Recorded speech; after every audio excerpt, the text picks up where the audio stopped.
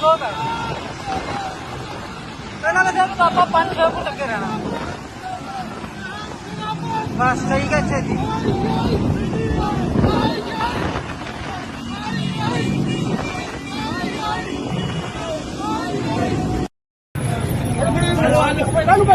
चलो जेल में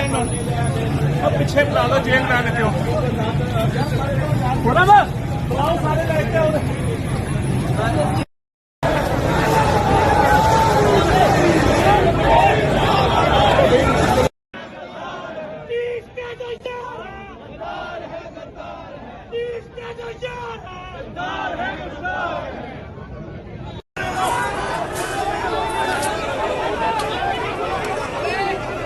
सिर पाड़ के सारा शुरू कराया गंद मार